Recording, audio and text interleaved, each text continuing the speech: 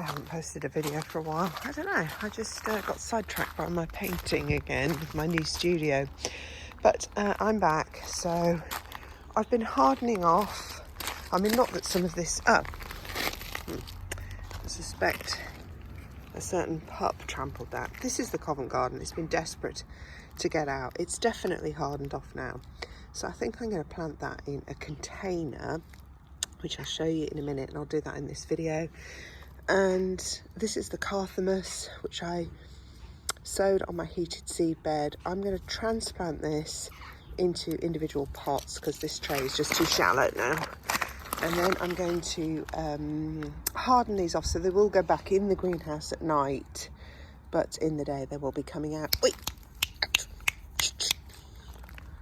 Dog in the flower bed. I don't think this grass is going to recover, do you? Side note. So, oi! You! Criminal! Out!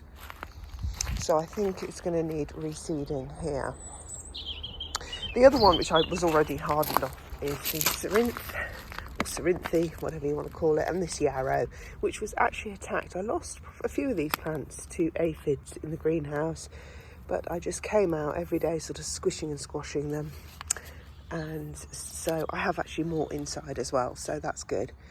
All right, so then also the other thing that's coming out, and I am really nervous about bringing these out, I mean really nervous, is my delphiniums, but you can see they need to come out, and I'm so worried because it's been so wet.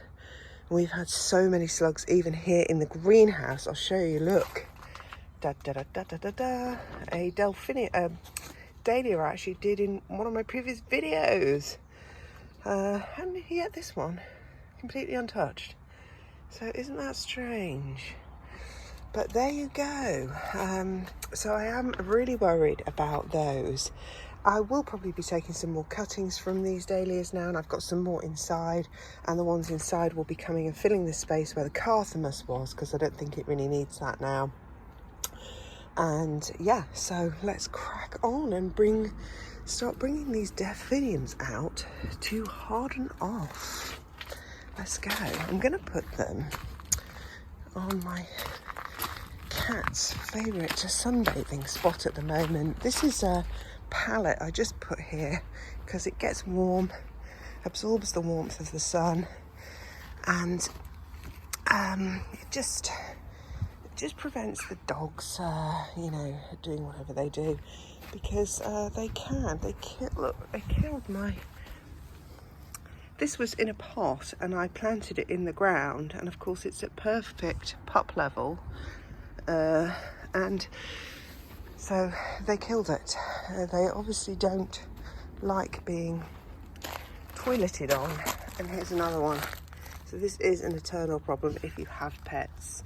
As you can see, I do put these bamboo sticks around. But here, let me show you some more pet devastation. Sweet peas. Even with this, someone has climbed through this gap. So you've even got to be careful with that. And dug a hole in all my sweet peas. So these ones are fine though, because I did a tighter knit on the wigwam. So let's get the rest of the dahlias out, and delphiniums.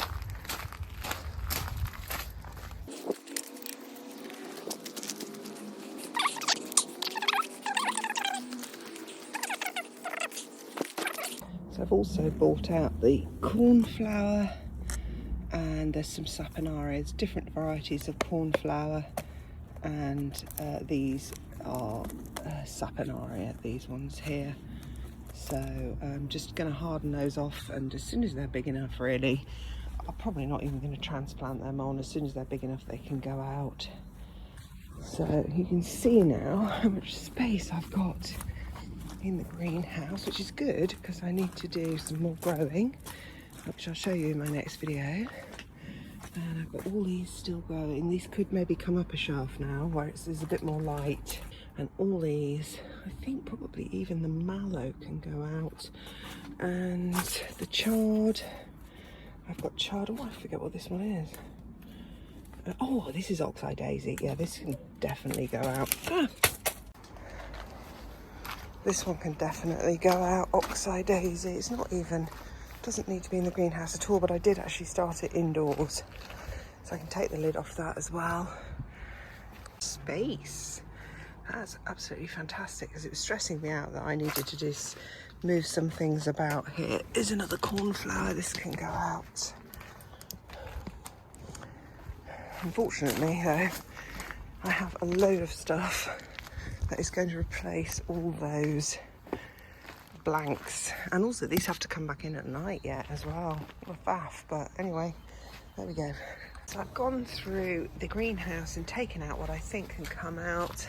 I think this is another larkspur self-seeded here, or it's a nigella. I can never quite tell when they're this particular variety.